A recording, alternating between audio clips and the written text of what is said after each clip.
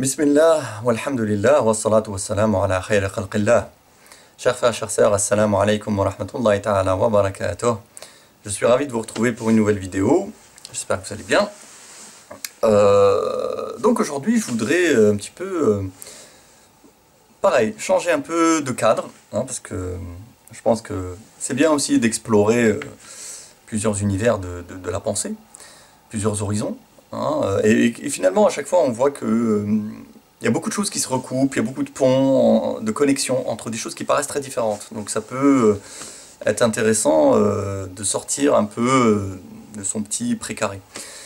Donc aujourd'hui, j'aimerais discuter avec vous de quelque chose d'un peu plus peut-être philosophique, et qui concerne ce que j'appellerais le triomphe moderne de l'utilité. Voilà. Et notamment en matière de science et de connaissances. Parce que récemment, j'ai écouté quelques conférences sur le sujet sur Internet, et j'ai lu quelques articles, et c'était vraiment très intéressant. Et effectivement, je voudrais donc vous faire un petit topo sur cette question-là, parce qu'elle me paraît importante, profonde, par rapport à donc, notre société et son évolution. Et donc il s'agit de voir que la connaissance, depuis toujours, a toujours été considérée, alors la connaissance au sens large, la connaissance scientifique entre guillemets au sens large, c'est-à-dire la connaissance de la matière, que ce soit donc la géologie, la botanique, l'astronomie, la physique, etc.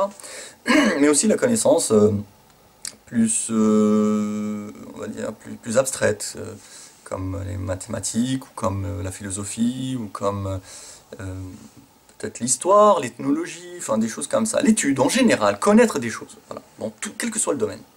Connaître quelque chose, le savoir, la connaissance, a toujours été vécu et regardé ou considéré comme quelque chose de suffisant à lui-même, ou à elle-même. Donc ça dépend si on utilise savoir ou connaissance. Bon. En tout cas, quelque chose d'autosuffisant. C'est-à-dire que le simple fait de savoir, c'est déjà très bien. C'est bien. C'est en soi quelque chose de suffisant. Donc, vouloir apprendre des choses, connaître quelque chose, c'est une démarche qui est gratuite, en fait. Gratuite.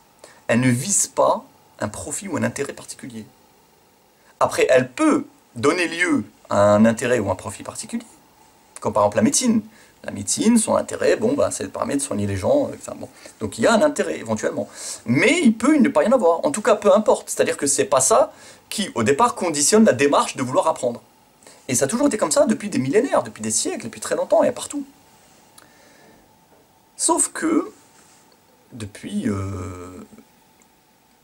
quelque temps, donc je sais pas combien on peut faire remonter ça, mais on va dire peut-être depuis un demi-siècle, allez, on va dire, il y a une tendance à regarder le savoir comme étant uniquement un moyen d'augmenter l'efficacité ou la performance de la machine géante qui gère le système global. Voilà, c'est-à-dire que la société est regardée dans son ensemble, dans son entièreté, comme une sorte d'immense machine, ou une immense, je ne sais pas comment dire, une immense entreprise, finalement, dans laquelle chacun occupe une place, et la connaissance permet de rendre efficace, plus efficace, tel ou tel élément de la machine, ou telle connexion dans la machine, pour que l'ensemble soit plus performant et plus productif. Et ça, c'est quand même une révolution anthropologique majeure, parce que ça change complètement le regard sur les choses, et ensuite ça va influer sur tout un tas d'éléments. Par exemple, savez-vous que, j'ai appris ça, c'est vraiment, je trouvais ça quelque part assez choquant quand même, que dans le monde universitaire, si vous voulez, par exemple, admettons que vous êtes une dizaine de profs passionnés par un objet d'étude très précis, et vous estimez qu'il y a là matière à enseignement, et que vous voulez en faire un diplôme. Voilà, vous voulez formaliser ça sous la forme d'un cursus universitaire, donnant lieu à la fin à un diplôme, un examen, un diplôme. Donc, vous devez faire un certain nombre de démarches pour que ça soit officialisé, mis en place, enseigné quelque part, etc., conventionné par l'État, reconnu, bref. Donc vous devez faire tout ce genre de démarche. Eh bien, pour que ça soit fait, pour que ce diplôme-là voie le jour et reçoive l'approbation de tout un tas de commissions de l'État chargées justement de la mise en place de nouveaux enseignements, éventuellement de nouveaux cursus, pour que ça soit accepté, eh bien il faut obligatoirement que ce nouveau diplôme soit de nature à ouvrir une porte sur le monde professionnel. C'est-à-dire, il faut que cet enseignement-là qu'on veut mettre en place soit utile, soit productif, soit quelque chose de professionnalisable, de rentable. Donc en fait, il faut qu'il y ait un profit ou un intérêt à la clé. Si c'est le cas, on acceptera de mettre en place votre diplôme. Si ce n'est pas le cas, si c'est une connaissance pure, gratuite et non rentable, eh bien on vous dira non. Ça reste à ce stade. On ne va pas l'enseigner. Ça ne nous intéresse pas. Donc en fait, on enseigne finalement que ce qui est rentable, que ce qui est productif, que ce qui peut ensuite être intégré à la logique de profit globale. Et ça, c'est quand même gênant. Parce que ça veut dire que maintenant, dorénavant, l'évolution du savoir, la progression du savoir, elle est conditionnée par la logique du profit. Donc ça va fatalement dévier le cours de la connaissance. Ça va forcément l'encadrer, le formater dans une direction. Vous voyez, il faut que ça soit utile. Alors du coup, et maintenant en plus on fait ça, cette logique règne de plus en plus, parce que maintenant tous les diplômes universitaires, supérieurs en tout cas, sont de plus en plus intégrés à la logique du monde professionnel, donc de l'entreprise. Voilà, c'est-à-dire qu'on n'enseigne plus comme ça, mais il faut que ça soit adapté aux besoins de l'entreprise. C'est-à-dire que ce que vous apprenez, il faut que ça soit utilisable et utile à l'entreprise. Et de plus en plus, c'est comme ça. Et si on continue dans cette logique, alors on peut aller beaucoup plus loin. C'est-à-dire que dans ce cas-là, pourquoi ne pas créer des diplômes directement, si vous voulez, de secteur professionnel, quoi, des diplômes professionnels directement. Et ne plus être dans l'hypocrisie de faire croire qu'on apprend de la science théorique pure.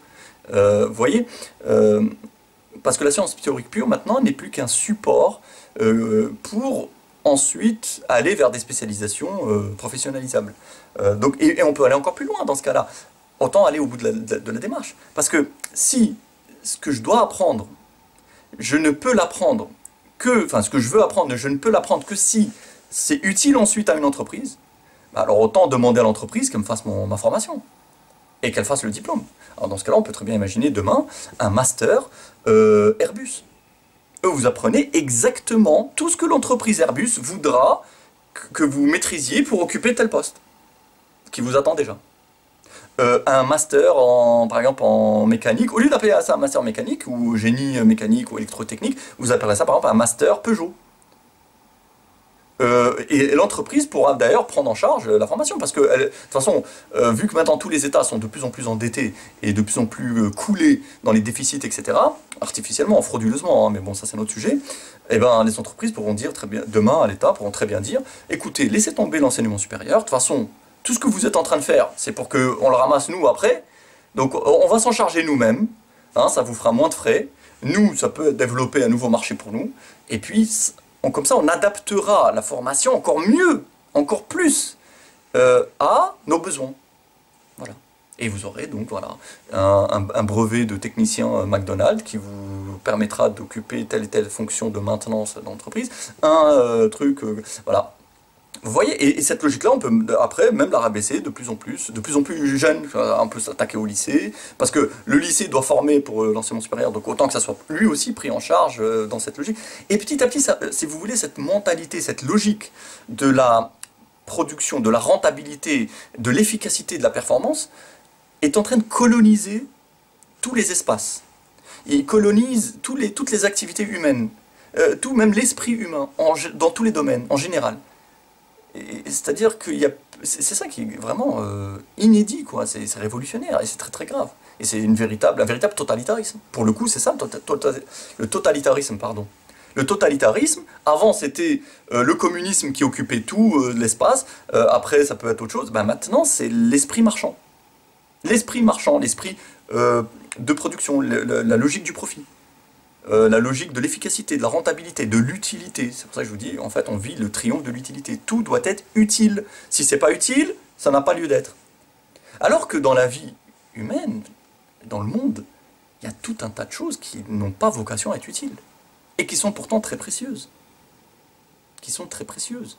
Et qui offrent à l'être humain énormément de bonheur et d'épanouissement et de grandeur et de subtilité et de profondeur et enfin, des choses extrêmement lourdes et grandes, mais qui n'ont rien à voir avec l'utilité.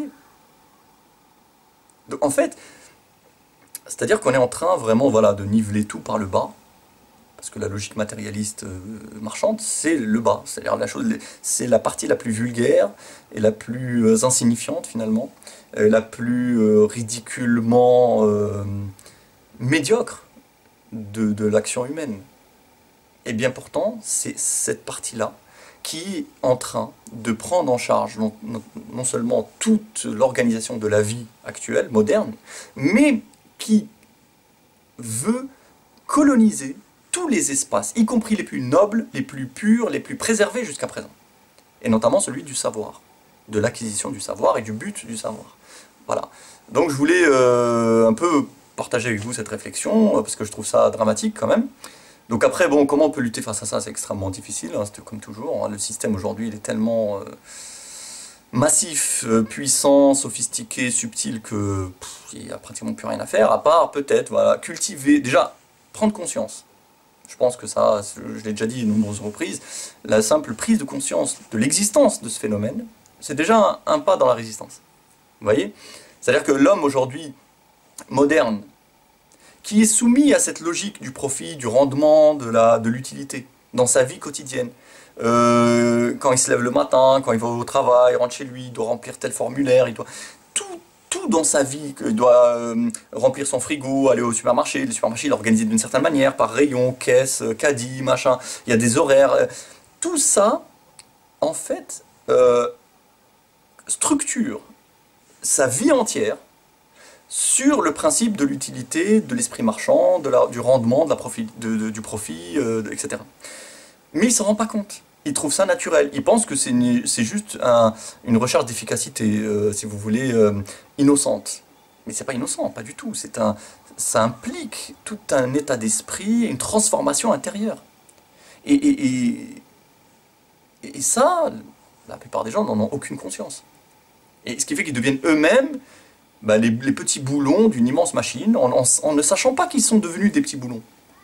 Non, parce qu'évidemment, la machine leur fait croire qu'ils ne sont pas des boulons, qu'ils sont totalement libres, qu'ils sont super libres. Alors qu'en fait, la liberté qu'on leur offre, c'est simplement celle d'occuper l'espace qu'on leur donne. Enfin, c'est une illusion totale. Mais voilà, vous voyez, donc le jour où on prend conscience qu'on nous a transformés en petits boulons d'une machine, déjà c'est énorme.